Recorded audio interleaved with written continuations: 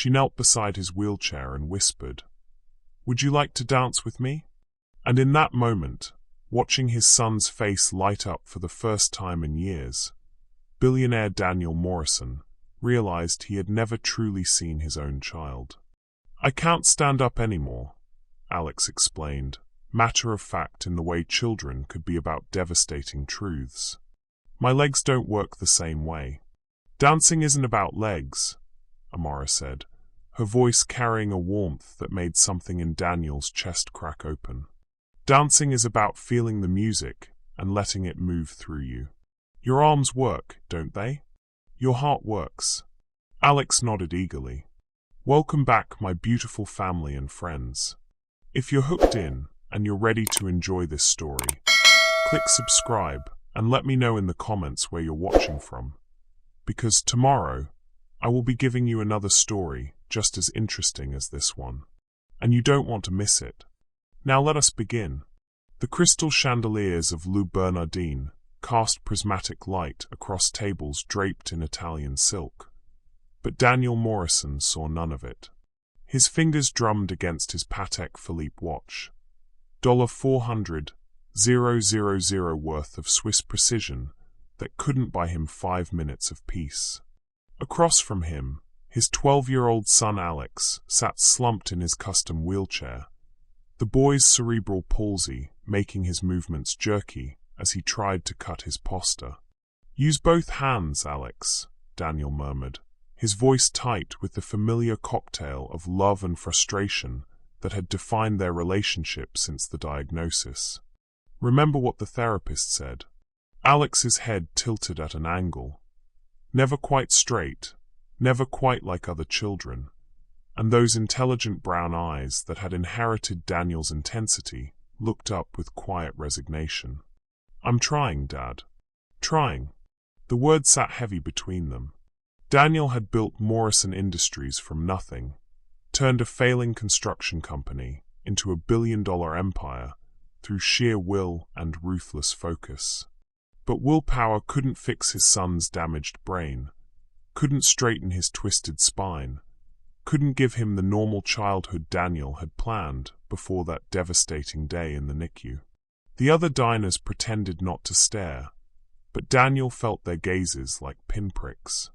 The society wives who lunched here, the hedge fund princes who closed deals over oysters. They all knew the Morrison name. They also knew about Alex, though they were too polite to mention the boy who would never run the company, never carry on the legacy, never be the son Daniel had dreamed of. 20 floors below, in a cramped studio apartment in Hell's Kitwong, Amara Williams pulled her Metro-North uniform from the closet with practiced efficiency. The navy polyester was pristine. She couldn't afford for it to be anything else. 3 jobs kept the lights on. Weekday mornings at the deli counter, weekend doubles at Le Bernardin, and late-night cleaning shifts at the office complex. 26 years old, and every muscle ached with the weight of dreams deferred. Her reflection caught her eye in the cracked bathroom mirror.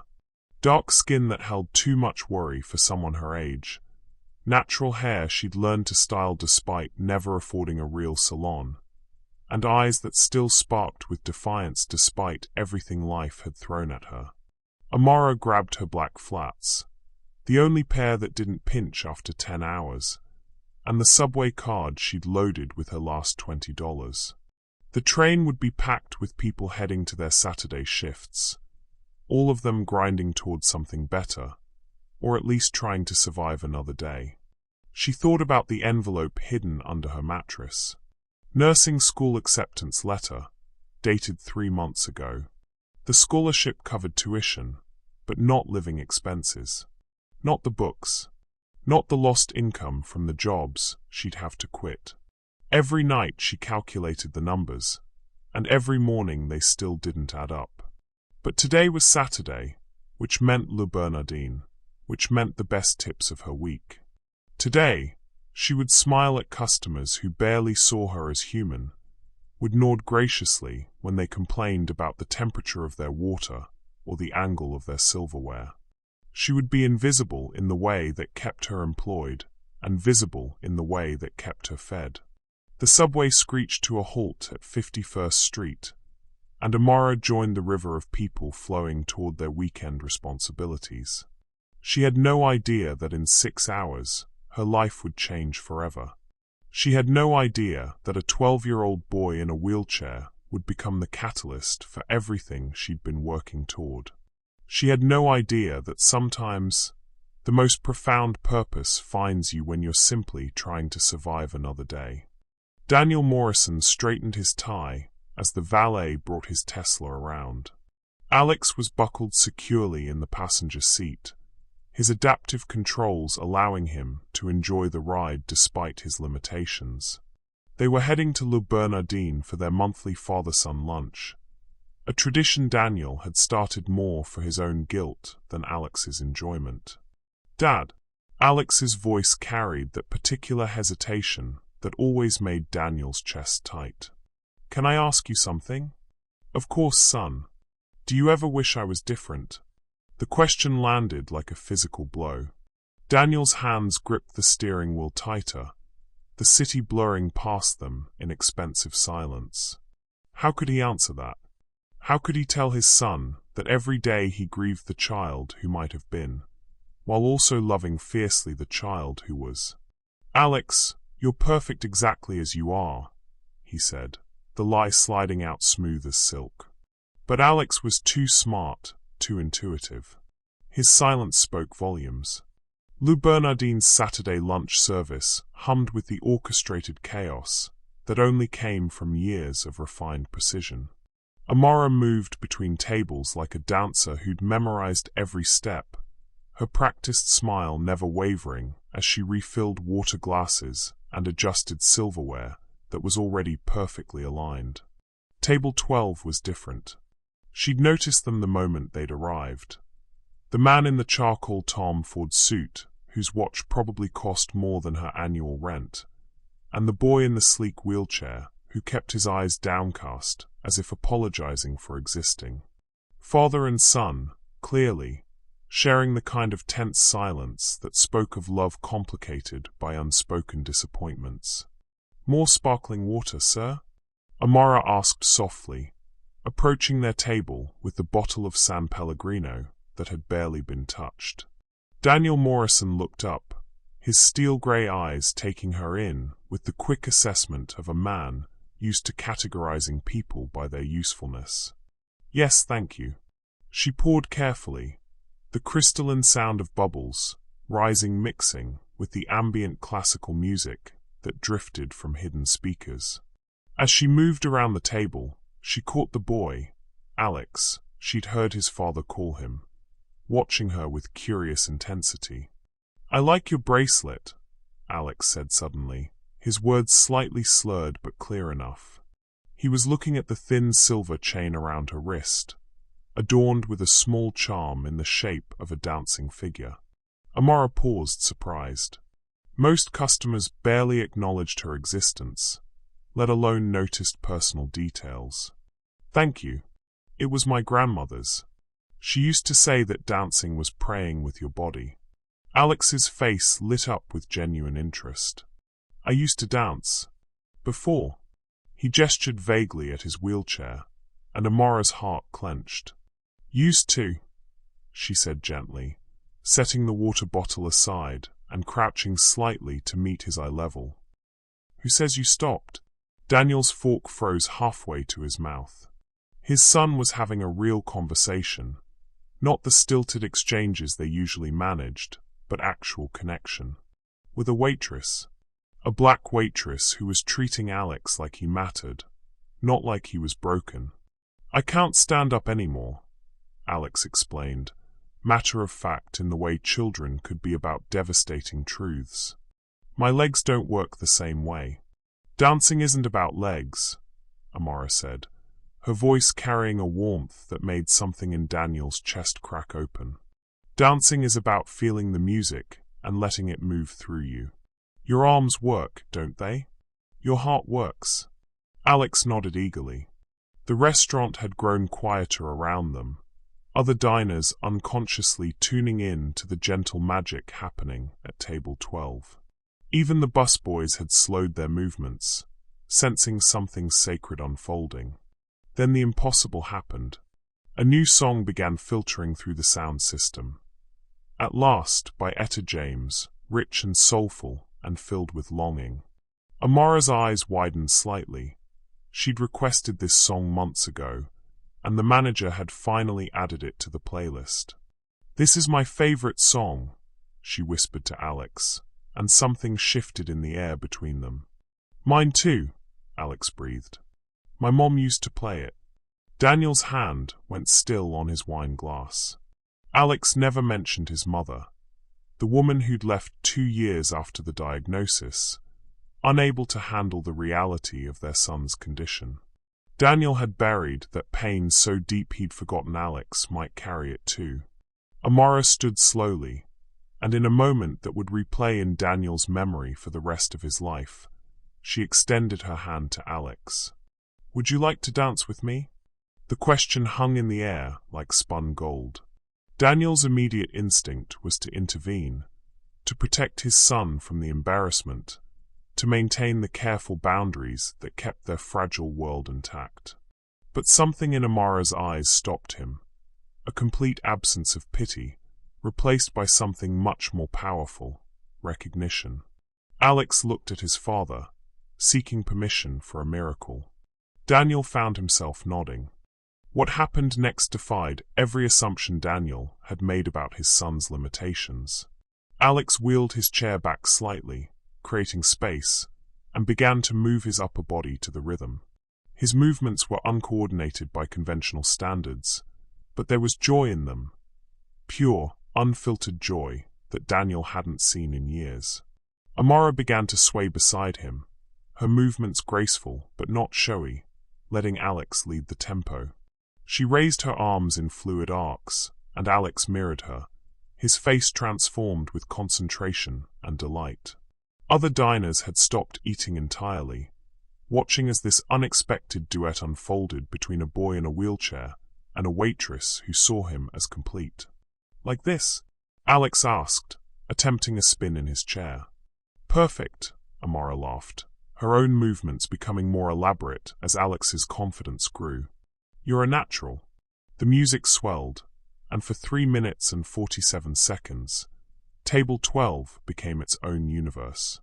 A place where disability was irrelevant, where class differences dissolved, where a child could be magnificent simply by being himself. Daniel felt tears he hadn't allowed himself in years burning behind his eyes.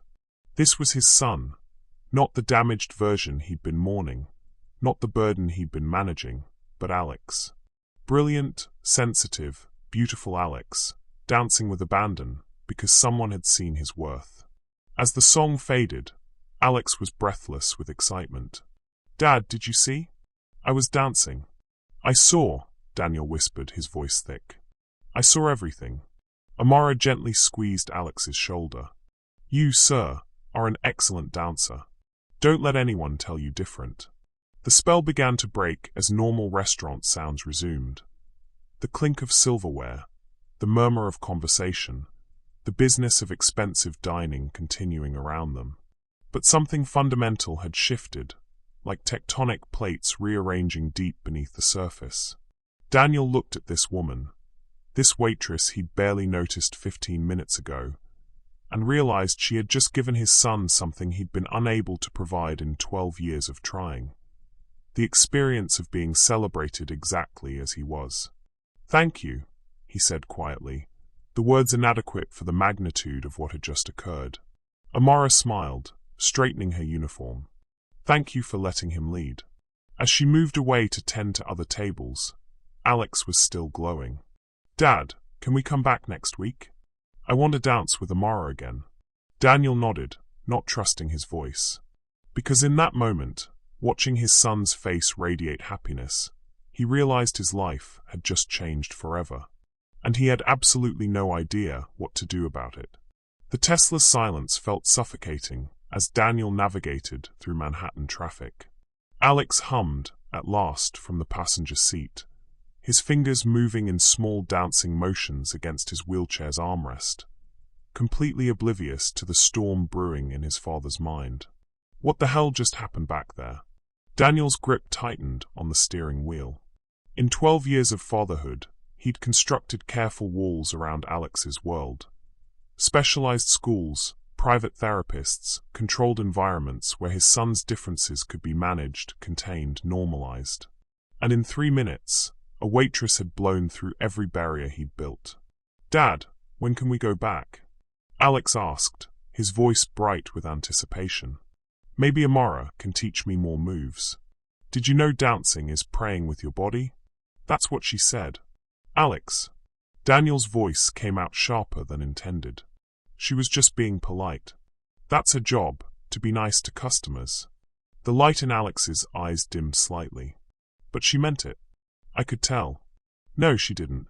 The thought sliced through Daniel's mind with surgical precision. "She felt sorry for you. They all do." He hated himself for thinking it, but the alternative was worse. The alternative meant admitting that a stranger had connected with his son in ways Daniel never could. That someone who'd known Alex for 10 minutes had seen something Daniel had missed in 12 years.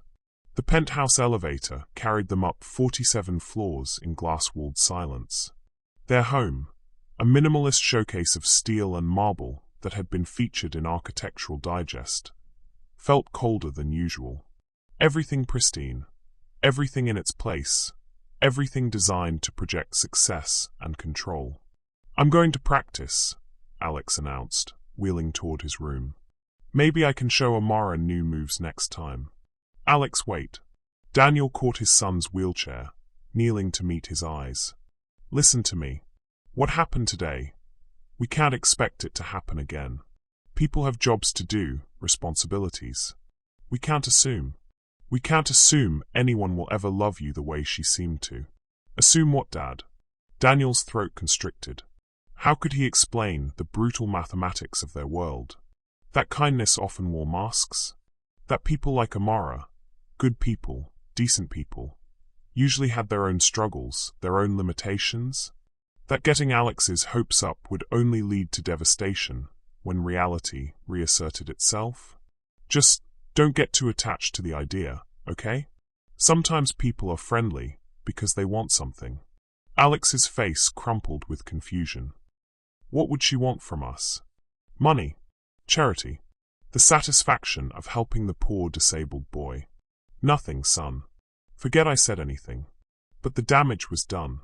Daniel watched his son wheel away, the earlier joy replaced by the familiar weight of learned disappointment. This was why he maintained boundaries. This was why he controlled variables. Because hope was the cruelest gift you could give a child like Alex. 3 boroughs away, Amara's hands shook as she unlocked her apartment door. The lunch shift at Le Bernardin had ended 2 hours ago, but her skin still hummed with the memory of what had happened at table 12. "What were you thinking?" She dropped her purse by the door and sank onto her second-hand couch, still wearing her work uniform. Dancing with a customer's disabled child? In the middle of service? Jesus, she was lucky the manager hadn't seen. She was lucky she still had a job. But Alex's face when the music started, the pure joy when she'd asked him to dance, the way he'd moved like no one had ever told him he couldn't. Her phone buzzed. Text from her best friend Keisha. "How was work today? Any good tips?" Amara stared at the screen, unsure how to respond. How do you explain that you'd spent 3 minutes in what felt like a completely different universe? How do you tell someone that you'd connected with a child in a way that felt sacred, dangerous, impossible? Same old, she typed back, the lie sitting heavy in her chest. She pulled the nursing school envelope from its hiding place under her mattress, running her fingers over the acceptance letter she'd read so many times the creases were wearing thin. This was her plan. This was her way out.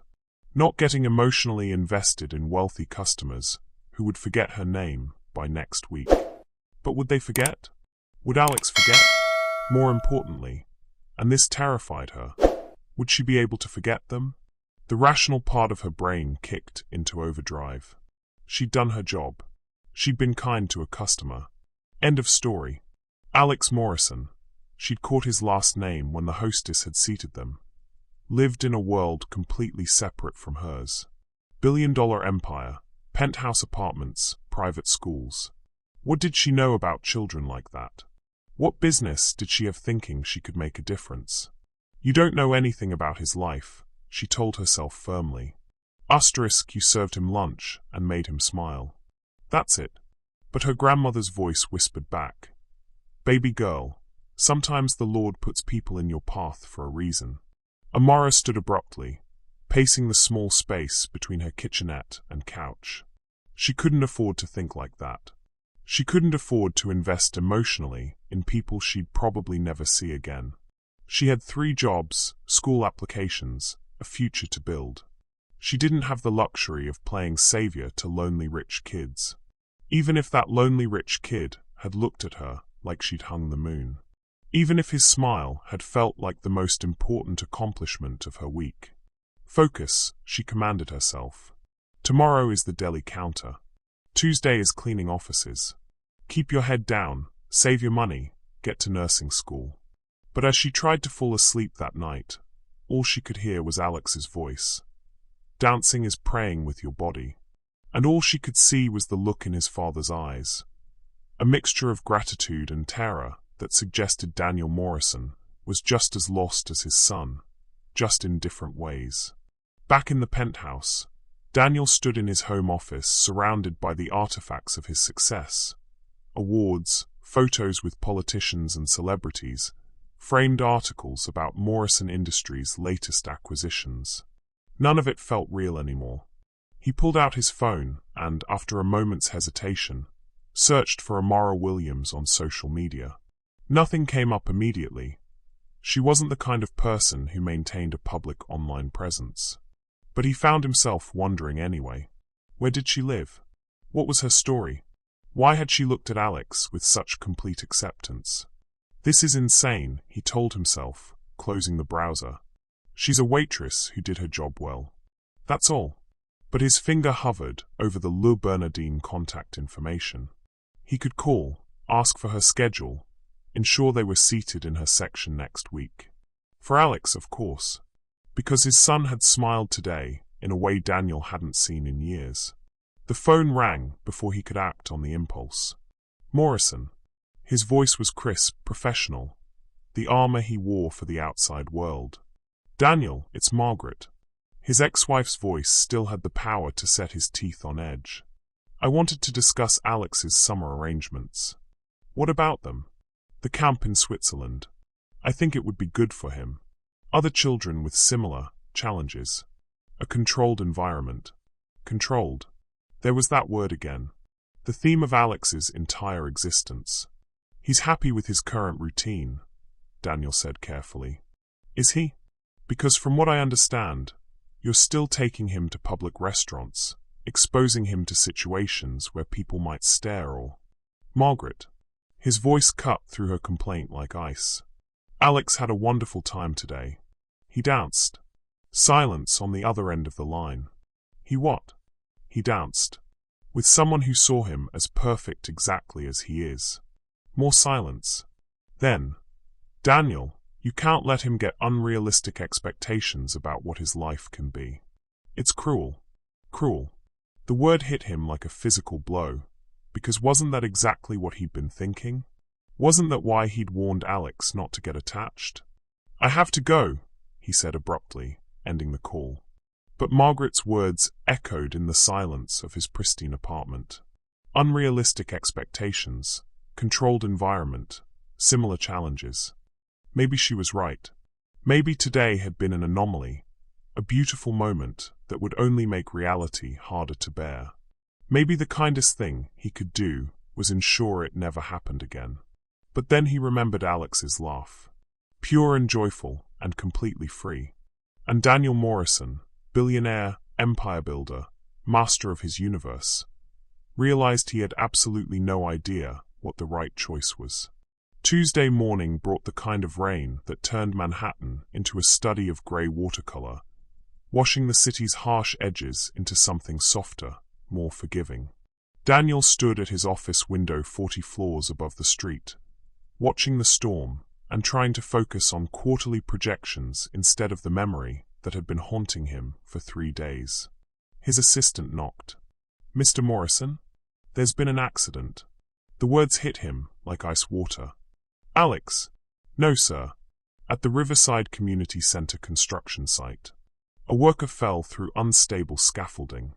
He's in critical condition, and there are reporters asking questions about safety protocols." Daniel's jaw tightened. Morrison Industries had been contracted to renovate the aging community center, a pet project he'd taken on more for tax benefits than altruism.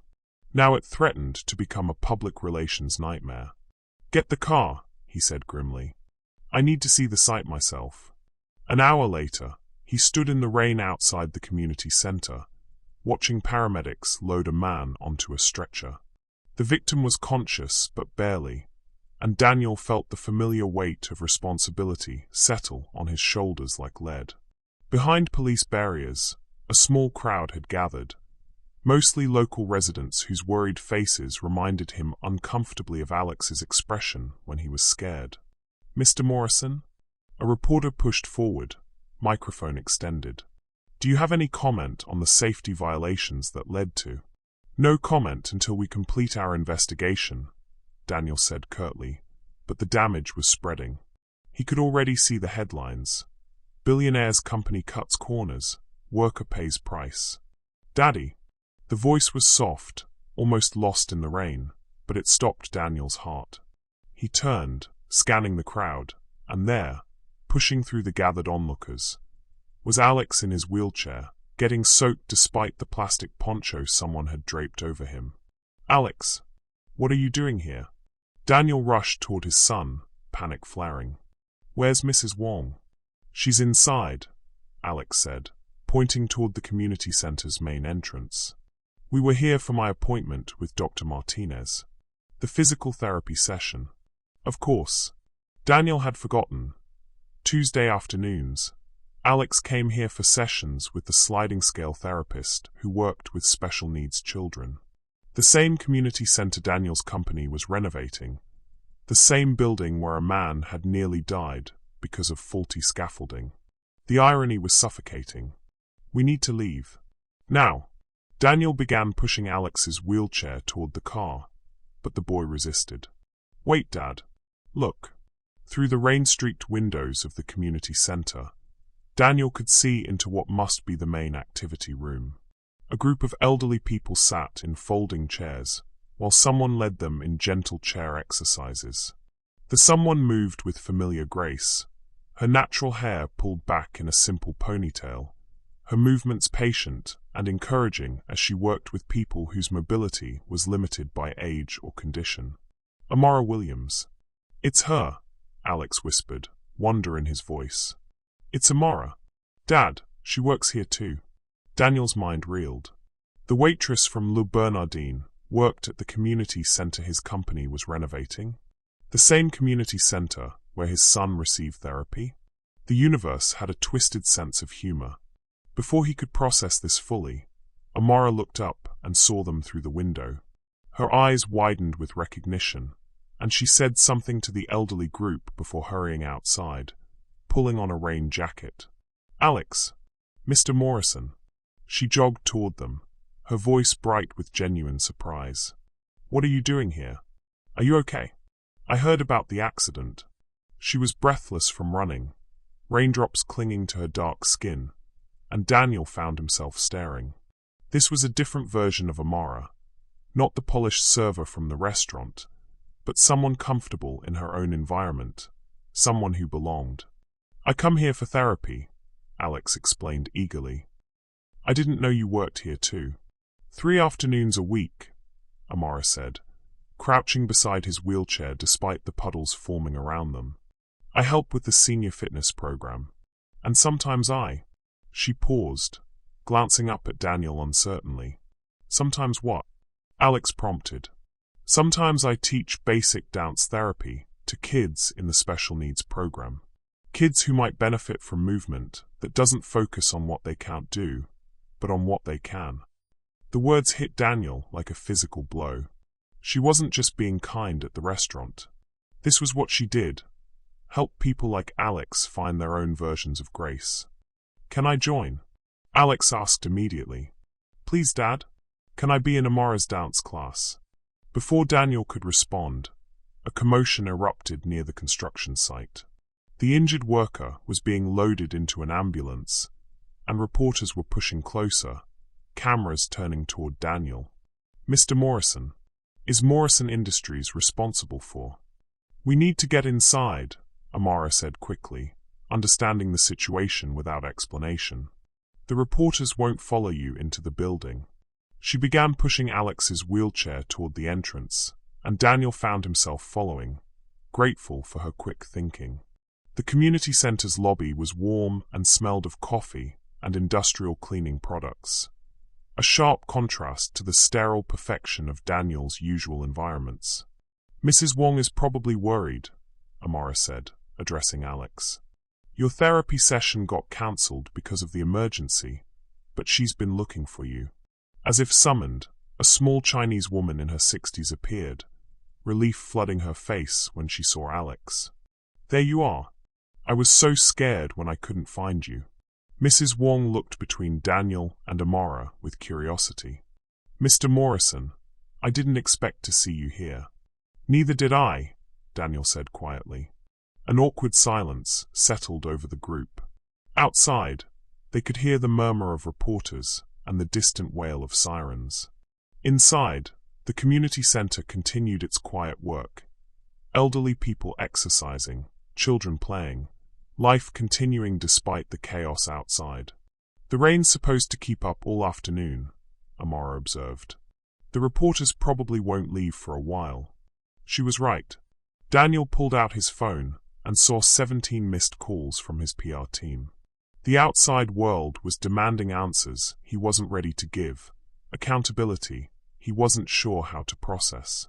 "You could wait in my classroom," Amara offered tentatively. "It's quiet, and Alex could see where the dance therapy happens." Alex's face lit up. "Yes. Please, Dad." Daniel looked at his son's eager expression, then at Amara's kind eyes, then at the reporters visible through the front windows. He was trapped, by circumstance, by weather, by the growing certainty that running from this woman and what she represented was becoming impossible. "All right," he said finally, "but just until the reporters leave." Amara smiled, the first genuine smile she'd given him since they'd met, and gestured toward a hallway lined with children's artwork. "This way." As they walked deeper into the community center, Daniel realized he was entering territory completely foreign to his experience. This wasn't his world of boardrooms and billion-dollar deals. This was Amara's world, where she helped people find dignity in movement, where she saw potential instead of limitations. And for the first time in years, he found himself curious about how that world might change him. Have you ever found yourself in a situation where you were forced to see someone, or yourself, in a completely new light? Sometimes the most transformative moments happen when we can't run away. What do you think Daniel is starting to realize about his son, and about himself? Amara's classroom was a world unto itself, mirrors along one wall, portable bars pushed against another, and foam mats scattered across a polished wooden floor. But what captured Alex's attention immediately were the photographs covering a bulletin board near the door. Children in wheelchairs, elderly people with walkers, amputees, all of them caught in moments of pure joy as they moved to music. "Is that dancing?" Alex asked, wheeling closer to study a photo of a girl about his age, her prosthetic leg visible as she spun with arms outstretched. "That's Maria," Amara said softly. "She lost her leg in a car accident last year. She told me dancing helped her remember that she was still whole." Daniel stood apart from them, his expensive suit incongruous against the cheerful chaos of the room. He watched his son examine each photograph with fascination while Amara moved around the space, turning on soft lighting and queuing up music on an old stereo system. "How long have you been doing this?" Daniel asked, surprised by his own curiosity. 2 years here, but I've been dancing since I was 3. Amara's voice carried a weight that suggested deeper history.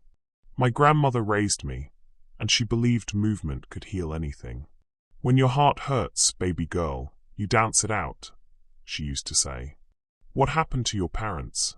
Alex asked with the innocent directness of childhood. Amara paused, her hand resting on the stereo. Daniel saw her shoulders tense slightly, and he stepped forward, ready to redirect the conversation. But she answered, My mama died when I was 8. Cancer. My daddy. She glanced at Alex, then at Daniel.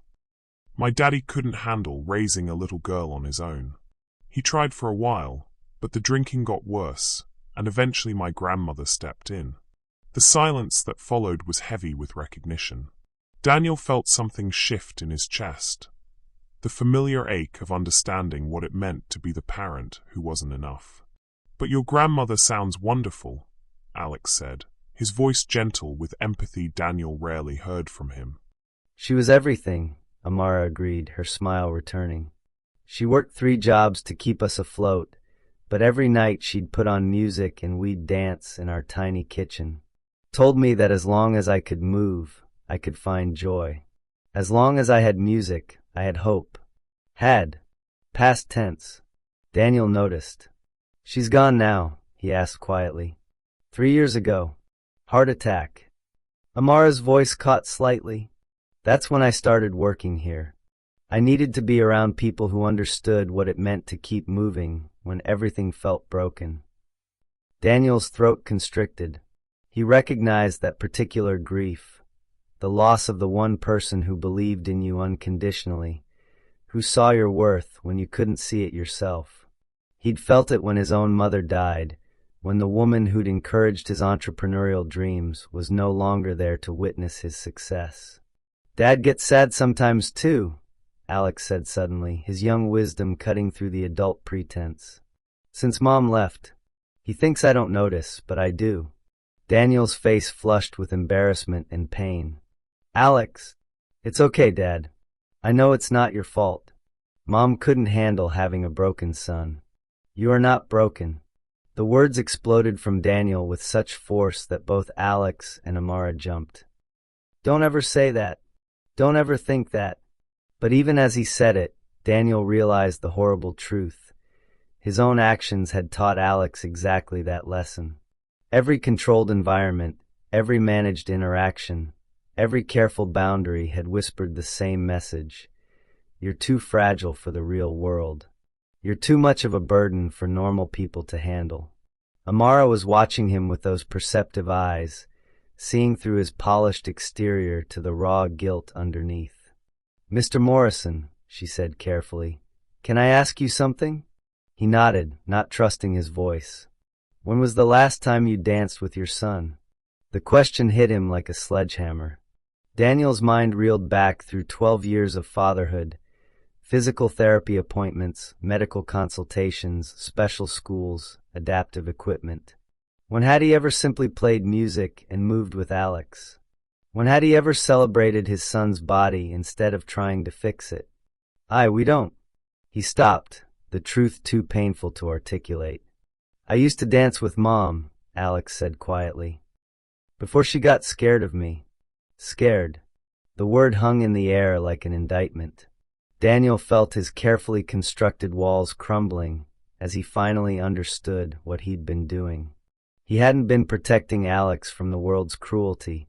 He'd been protecting himself from his own fear. Fear that his son would be rejected, yes, but deeper than that, fear that he himself wasn't strong enough to handle that rejection. Amara moved to her stereo and selected a track. The opening notes of At Last filled the room, the same song from the restaurant, but softer now, more intimate. Alex, she said gently, would you like to show your dad how you dance?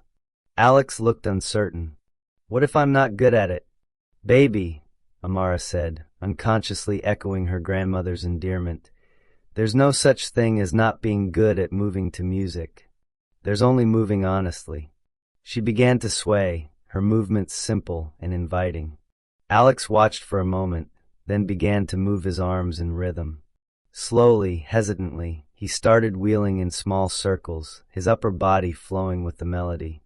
"Dad!" Alex's voice was small, vulnerable. "Will you dance too?" Daniel stood frozen, watching his son move with tentative grace. Everything in him screamed to maintain distance, to protect the boundaries that kept their world safe. But Amara's earlier question echoed in his mind. When was the last time you danced with your son? The answer was never. In 12 years, he had never once joined his child in simple, joyful movement. Slowly, as if in a dream, Daniel loosened his tie. He stepped into the space Alex had created, and for the first time in over a decade, he let himself move without purpose, without goal, without trying to fix anything. His movements were awkward at first, corporate precision poorly suited to artistic flow. But Alex laughed with delight, and the sound unlocked something in Daniel's chest. He began to move more freely, mimicking his son's arm gestures, spinning slowly as Alex wheeled around him. "That's it," Amara encouraged, her own dancing weaving around them both. "Feel the music, don't think about it." For 3 minutes and 47 seconds, the same length as that first dance at Le Bernardin, father and son moved together in perfect imperfection. There were no medical conditions, no disabilities, no limitations. There was only Daniel and Alex, and the space between them filled with music and movement and 12 years of love that had been trapped behind fear. When the song ended, both Morrison men were breathing hard, their faces flushed with exertion and something deeper, joy, maybe, or recognition. "Dad," Alex whispered, "that was the best dance I ever had." Daniel knelt beside his son's wheelchair, pulling him into a fierce hug. "Mine too, son. Mine too." Over Alex's shoulder, he caught Amara's eye. She was crying, tears streaming down her face as she witnessed the breakthrough she'd somehow made possible. "Thank you," Daniel mouthed silently. But Amara shook her head. "You did that yourself. Both of you." Outside, the rain continued to fall, and the reporters continued to wait. But inside the community center's dance studio, 3 broken people had found a moment of wholeness together. And for the first time since Alex's diagnosis, Daniel Morrison began to believe that maybe, just maybe, his son's life could be filled with more than survival. Maybe it could be filled with joy. The rain had finally stopped, but none of them seemed eager to leave the sanctuary of Amara's studio. Alex sat in his wheelchair near the mirror, still glowing from their dance, while Daniel found himself doing something he hadn't done in years, sitting cross-legged on the floor like a regular person instead of perching formally on furniture. "Can I ask you something, Amara?" Alex's voice carried the thoughtful quality that emerged when he felt truly safe. "Of course, sweetheart. When your daddy left, did you think it was because you weren't good enough?" The question sliced through the comfortable quiet like a blade. Daniel felt his chest tighten, recognizing his son's deepest fear articulated with devastating honesty. Amara set down the water bottle she'd been sipping and moved to sit beside Alex, her expression serious. "I did," she said simply. "For a long time, I thought if I'd been prettier or smarter or easier to love, maybe he would have stayed." "But you were just a little girl," Alex protested. "Exactly. And you were just a little boy when your mom left." Sometimes adults make choices that have nothing to do with how wonderful their children are. Sometimes they leave because they're scared or hurt or don't know how to love properly. Daniel closed his eyes, absorbing the gentle truth in her words. Margaret hadn't left because Alex was disabled. She'd left because she couldn't handle feeling helpless, couldn't bear watching their son struggle without being able to fix everything. But somehow, in Daniel's grief and guilt, he'd let that distinction blur. "My grandmother used to tell me something," Amara continued, her voice taking on the cadence of inherited wisdom. "She'd say, 'Baby girl, some people are like broken umbrellas. They can't keep the rain off themselves, so they sure can't keep it off you. But that don't mean you stop dancing in the storm.'" Alex giggled softly. "I like that. dancing in the storm. Your grandmother sounds like she was amazing, Daniel said quietly. How did she manage to raise you with such clarity? Such strength? Amora's face softened with memory. She wasn't perfect. Lord knows we struggled. Sometimes we ate cereal for dinner 3 nights in a row, because that's all we had. Sometimes she worked such long hours I barely saw her for days. But she never let me feel like I was a burden. Never made me believe that my needs were too much. The implication hung in the air unspoken, but understood. Daniel felt a flush of shame remembering all the times he'd sighed when Alex needed help. All the appointments he'd treated as obligations rather than opportunities to support his son. She sounds like she really saw you, Daniel said. She did. And she taught me to see others the same way. Amora looked directly at him. That's why what you did today matters so much. Alex has been waiting his whole life for his dad to see him. I see him, Daniel protested, but the words felt hollow. You see his limitations, Amora said gently but firmly. You see his challenges. You see what he can't do. But do you see his humor? His kindness? The way he notices everything and remembers what matters to people. Daniel blinked, realizing she was right. Alex did notice everything. Had remembered Amora's bracelet, had picked up on Daniel's moods, had intuited so much about the adult world around him. He asked me about my bracelet at the restaurant, Amora continued, because he could tell it meant something to me. That's emotional intelligence way beyond his years. And when you started dancing with him just now, he wasn't thinking about his wheelchair or his coordination. He was thinking about making you happy. Alex had turned pink with pleasure at the praise. I did want to make Dad happy. He looked sad a lot. The simple observation hit Daniel like a physical blow. His 12-year-old son had been trying to take care of his father's emotional needs, while Daniel had been so focused on managing Alex's physical ones. I'm sorry, Daniel whispered, the words inadequate but necessary. Alex, I'm so sorry. You shouldn't have to worry about making me happy. That's not your job. But I want to, Alex said earnestly. You're my dad. I love you. I love you. When was the last time Daniel had said those words to his son? When was the last time he'd said them and meant them without the undercurrent of grief for the child Alex might have been? I love you too, Daniel said, his voice thick with emotion. So much, Alex. More than you know. Amora stood and moved to a small cabinet in the corner, returning with a worn photo album. Want to see something? These are pictures from classes over the past 2 years. She opened the album, revealing page after page of people in motion. Elderly residents doing chair tai chi, children with various disabilities engaged in adaptive dance, teenagers who'd aged out of foster care learning to express emotions through movement. This is Jerome, she said, pointing to a photo of a man in his 70s using a walker while leading a group in gentle swaying. Parkinson's disease. He told me dancing helps him remember his body still knows how to be graceful. She turned the page. And this is Lily. Autism. She's nonverbal, but when the music starts, she communicates more clearly than most people do with words. Alex studied each photo with fascination. They all look so happy. They are.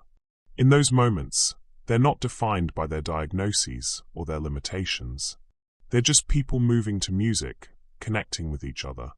Daniel found himself leaning closer, studying the faces in the photographs. There was something transformative in these images. People transcending their circumstances, finding joy in bodies that others might consider broken or insufficient. How did you know? He asked suddenly. At the restaurant. How did you know Alex could do this? Amora closed the album, considering her answer. Because I recognized him. Not his disability, his spirit. He reminded me of myself at that age. Hungry for someone to believe in him. Desperate to show what he could do instead of dwelling on what he couldn't. She looked at both Morrisons. Father and son sitting closer together than Daniel could remember them being in years. Can I tell you a secret? She said, her voice dropping to conspiratorial whisper. They both nodded. The first time I led a dance class here, I was terrified. I kept thinking, who am I to teach anyone anything? I'm just a girl from Hell's Kitwong who never finished college, working 3 jobs to keep her head above water. But you know what I learned? What? Alex asked, leaning forward in his chair. Sometimes the best teachers are the ones who remember what it feels like to need someone to believe in them. Daniel felt tears threatening again. Is that why you do this? The restaurant work, the classes here, all of it. I do the restaurant work because I need the money, Amara said with a self-deprecating laugh.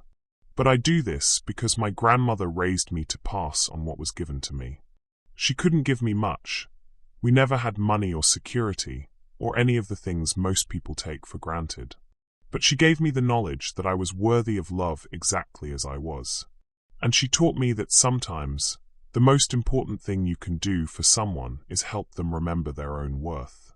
Alex had been listening with the intense focus he usually reserved for his favorite video games. Amara, will you be our friend? Like for real? Not just at the restaurant or here, but really our friend. The question hung in the air with all its innocent complexity. Daniel found himself holding his breath, suddenly desperate for her answer in a way that terrified him. Amara looked between them. This wealthy father who was learning to see his son clearly, and this remarkable boy who'd been waiting his whole life to be celebrated rather than managed. I would love that, she said simply. And in that moment, sitting on the floor of a community-center dance studio, while the late afternoon sun slanted through rain-streaked windows, Daniel Morrison felt something he hadn't experienced since before Alex was born. The possibility of family that was chosen rather than obligated, love that was uncomplicated by fear or guilt. It felt dangerous. It felt necessary. It felt like coming home. 3 weeks later, Daniel found himself doing something that would have been unthinkable a month ago. Standing in the lobby of Amara's Hell's Kitwong apartment building with Alex beside him, holding a bouquet of sunflowers and a bottle of wine that cost more than most people's rent. It was Amara's birthday, and Alex had insisted they celebrate. Not at Le Bernardine or some upscale venue Daniel could easily afford, but here, in her world, sharing a home-cooked meal in her tiny studio apartment. The past 3 weeks had been a revelation. Twice a week, they'd met at the community center, ostensibly for Alex's new dance therapy sessions, but increasingly for something that felt more like family time. Daniel had watched his son bloom under Amara's patient encouragement, had seen him attempt movements and express emotions that years of traditional therapy hadn't unlocked. More surprisingly, Daniel had found himself changing too. He'd started leaving work earlier, spending actual time with Alex instead of managing his care from a distance. He'd even enrolled in a sign language class after learning that one of Amara's students was deaf. Not because Alex needed it, but because he wanted to understand her world better. "Dad, you're nervous," Alex observed as they waited for the ancient elevator. "Your hands are doing that thing." Daniel looked down and realized he was adjusting his cufflinks compulsively, a tell Alex had apparently been cataloging for years. "I'm not nervous," Daniel lied. This is new territory for me." It was. Daniel Morrison had attended state dinners and billion-dollar merger meetings without breaking a sweat, but the thought of spending an evening in Amara's personal space, being welcomed into her life as a friend rather than a customer, felt more intimate and terrifying than any business deal. The elevator wheezed to a stop on the 4th floor, and they made their way down a narrow hallway that smelled of cooking spices and old carpet. The building was clean but clearly affordable housing, a world away from Daniel's penthouse, but somehow warmer, more alive. Amara opened the door before they could knock, her face lighting up with genuine joy. She was wearing a sundress Daniel had never seen before, yellow cotton that made her dark skin glow, and her natural hair was styled in an intricate pattern that framed her face beautifully. "You came," she said, pulling Alex into a hug before accepting the flowers from Daniel. "These are gorgeous." Sunflowers are actually my favorite. How did you know? Alex noticed them in one of your classroom photos, Daniel admitted, feeling oddly proud of his son's observational skills. Smart boy, Amara said, ruffling Alex's hair. Come in, come in. Fair warning. My place is about the size of your bathroom, but it's home. She wasn't exaggerating. The studio apartment was tiny, but every inch was filled with personality. Photographs covered the walls, Amara with her grandmother, her dance students, moments of joy captured and displayed like treasures. The kitwang was a galley barely big enough for one person, but something smelled incredible, and music played softly from a vintage radio perched on the windowsill. Wow, Alex breathed, wheeling around the space. It's like a treasure box. Everything has a story. Daniel found himself seeing the apartment through Alex's eyes, not as cramped or insufficient, but as curated and meaningful. Every object seemed chosen for love rather than status. Your grandmother? He asked, gesturing to a prominent photo of a dignified older woman in a church dress. My queen, Amara confirmed, her voice soft with love. Taken the Sunday before she died. She'd just finished teaching the children's choir at Mount Olive Baptist. She looks like she could see right through you, Daniel observed. Oh, she could. Called me on every excuse, every fear, every moment when I tried to be smaller than I was meant to be.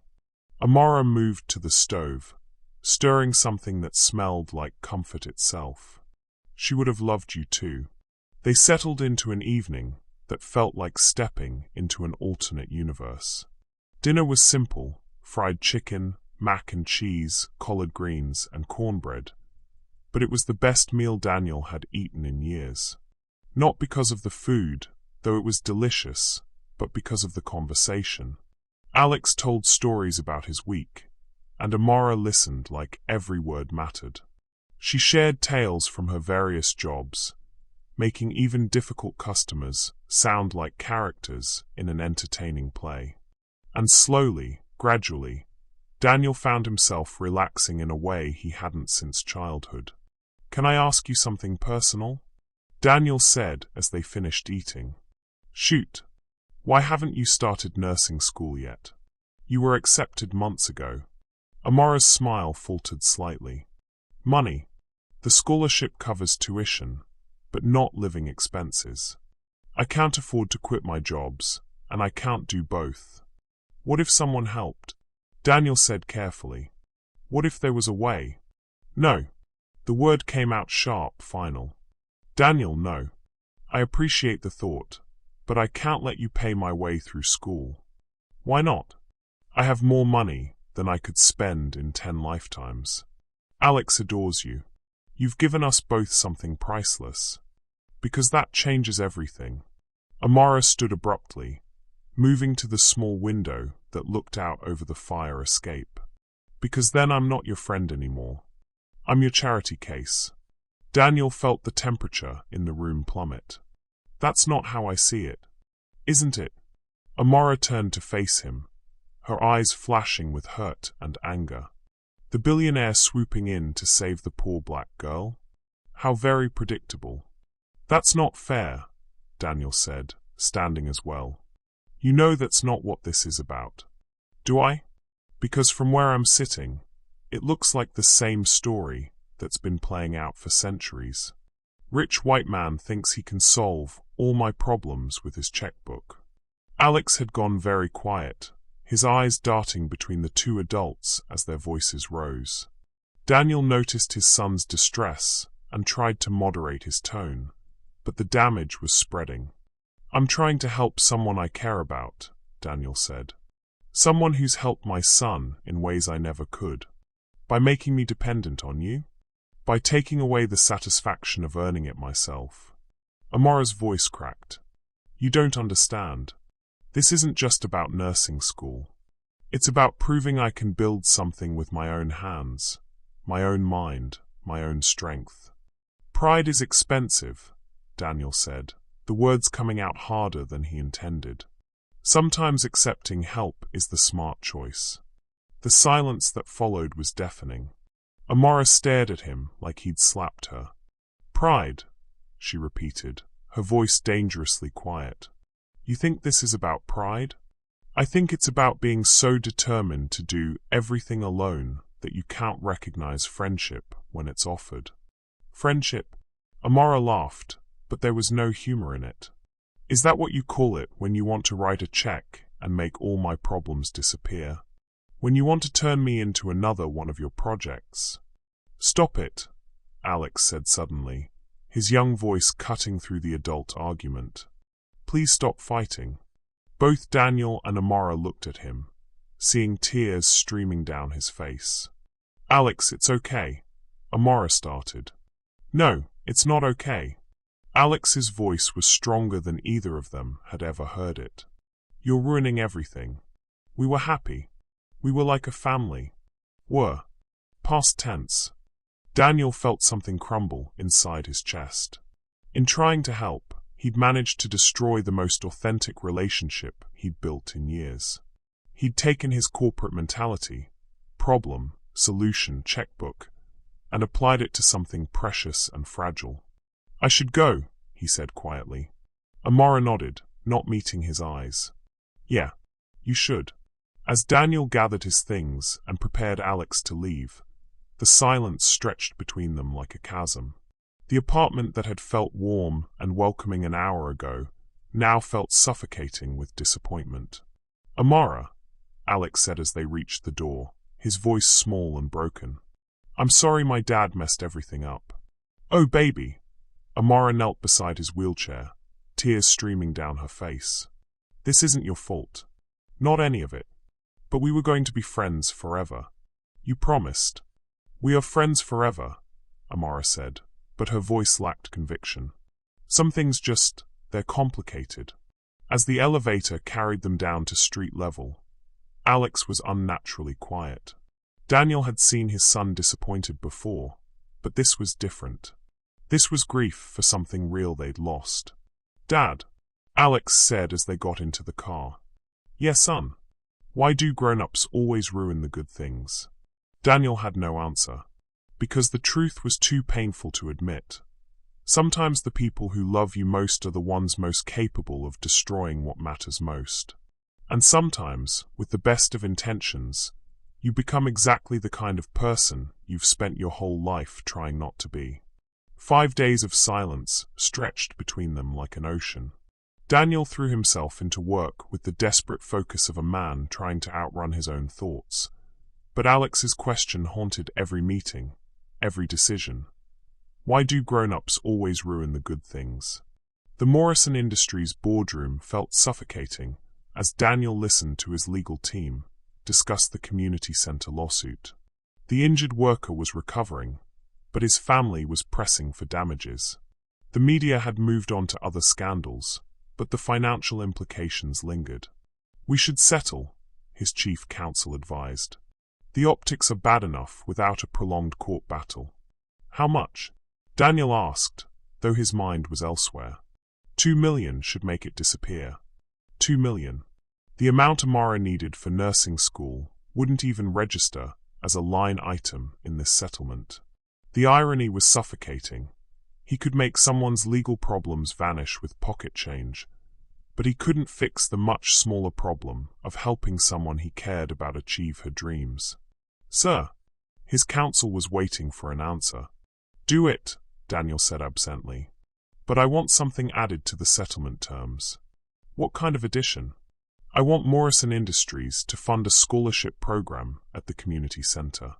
Full-ride nursing scholarships for qualifying applicants. Starting immediately. His legal team exchanged glances. Sir, that wasn't part of the lawsuit. It's not necessary for. It's necessary for me, Daniel said with finality. Make it happen. As the meeting disbanded, Daniel remained in his chair, staring out at the city skyline. He wasn't sure if what he'd just done was noble or manipulative. Creating a scholarship program that Amara could apply for without it feeling like personal charity? It felt like a solution. It also felt like another attempt to control the narrative, to fix things with money and corporate maneuvering. His phone buzzed. A text from Alex.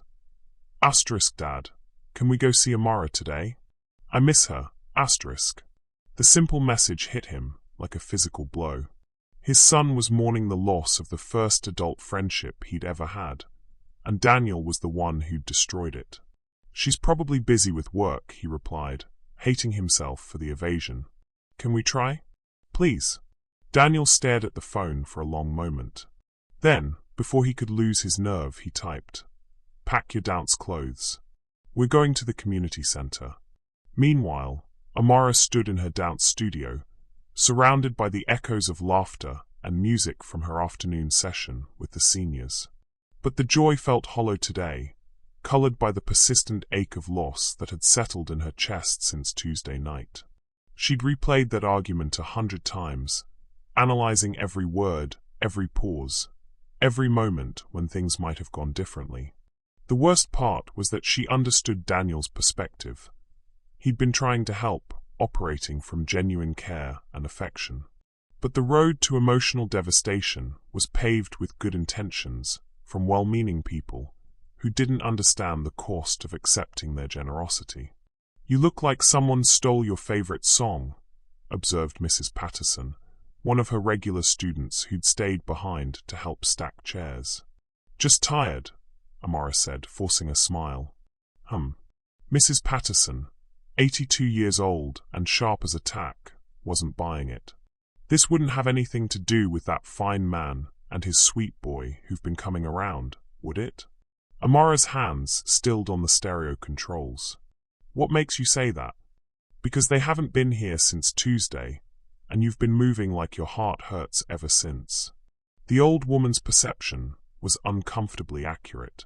Amara had thrown herself into her work with renewed intensity, but underneath the activity was a persistent hollowness. She missed Alex's laugh. She missed the way his face lit up when he mastered a new movement. She even missed Daniel's tentative questions about dance therapy and adaptive techniques. Sometimes caring about people is complicated, Amara said carefully. Baby, caring about people is always complicated. Question is whether the complication is worth working through. Before Amara could respond, she heard familiar voices in the hallway. Her heart stuttered as Alex's wheelchair appeared in the doorway, followed by Daniel's tall frame. Both Morrison men looked uncertain, like they weren't sure of their welcome. Amara. Alex's face broke into the first genuine smile she'd seen from him in days. We came to see you. Dad said we could try to talk. She looked over Alex's head to meet Daniel's eyes. He looked exhausted, like he hadn't been sleeping well. His usually perfect hair was slightly disheveled, his tie loosened in a way that suggested he'd been running his hands through it. Hi, he said simply. Hi, she replied, her voice barely above a whisper. Mrs. Patterson cleared her throat. I'll be going now. You'll have some talking to do. She winked at Amara as she shuffled past. Remember what I said about complications, baby girl. As the door closed behind her, the three of them were left in the studio that had become their sacred space. The mirrors reflected their uncertainty back at them in infinite loops. I've been thinking, Daniel said, his voice carefully controlled. About what you said. About pride and independence and I think I understand now. Amara waited, not making it easy for him. My whole life, I've solved problems by throwing resources at them. Money, connections, influence, that's my toolkit. But what you're building, what you're working toward, it's not a problem to be solved. It's a dream to be earned. Alex watched this exchange with the intensity of someone whose happiness hung in the balance. I'm sorry, Daniel continued, for trying to make your journey easier without asking if you wanted it to be easier, for assuming that my way of helping was the only way that mattered. Amara felt some of the tension in her shoulders release. I'm sorry too, for assuming your motives were patronizing when they came from love. They did come from love, Daniel said quietly, for both of you, and that scared me more than I was ready to admit. The honesty in his voice made Amara's chest tight. What scared you about it? Daniel looked at his son, then back at her. Because I've never been good at love without conditions. I've never been good at accepting people, including Alex, exactly as they are. And you made it look so easy. You made me realize how much I've been failing.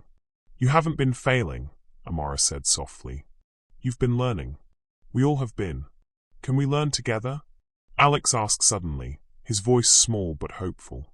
All three of us? Like before? Amara looked between father and son. This man who was discovering how to love without trying to control, and this boy who'd been teaching both adults about resilience and joy without even realizing it. Yes, she said, the word coming out like a prayer. But we do it honestly this time. No shortcuts, no checkbooks, no easy fixes. We figure it out together, as equals. Daniel nodded slowly. As equals? And Daniel? Amara's voice carried gentle firmness. I'm going to get to nursing school my own way, in my own time. That might mean waiting another year to save more money. It might mean taking longer to get where I'm going. But when I get there, I'll know I earned every step.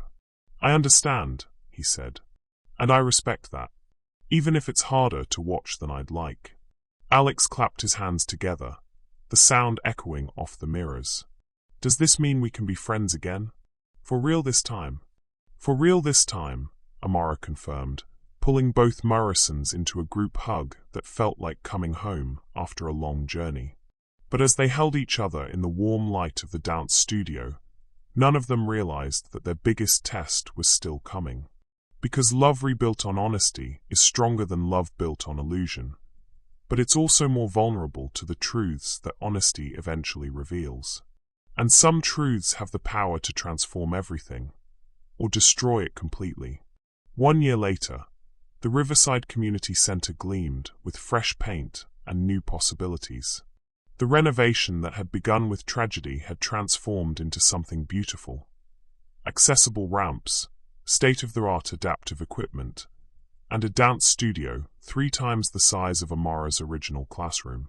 Daniel stood at the edge of the main hall, watching the controlled chaos of the center's first annual movement and music gala. A fundraising event that had been Alex's idea, planned by Amara and bankrolled by Morrison Industries. But this wasn't charity disguised as celebration. This was community, earned through months of slow trust building and careful relationship nurturing. Dad, look. Alex's voice carried across the room, bright with excitement. Daniel turned to see his son in the center of the dance floor, leading a group of children in wheelchairs through a choreographed routine they'd been practicing for weeks. Alex wore a black tuxedo that had been specially tailored to accommodate his wheelchair, and his confidence radiated outward like sunlight. But what stopped Daniel's breath wasn't Alex's obvious joy. It was the woman dancing beside him. Amara moved through the children like poetry in motion, her nursing school scrubs replaced by a flowing blue dress that caught the light as she spun. 6 months into her program, funded by the Morrison Industries Community Scholarship that she'd applied for and earned on her own merit, she glowed with the satisfaction of dreams becoming reality. The music swelled, and Daniel recognized the song immediately. At last. Their song. The melody that had changed everything. As the dance reached its crescendo, Alex wheeled to the center of the group and raised his arms high, leading 20 other children in a movement that spoke of triumph rather than limitation.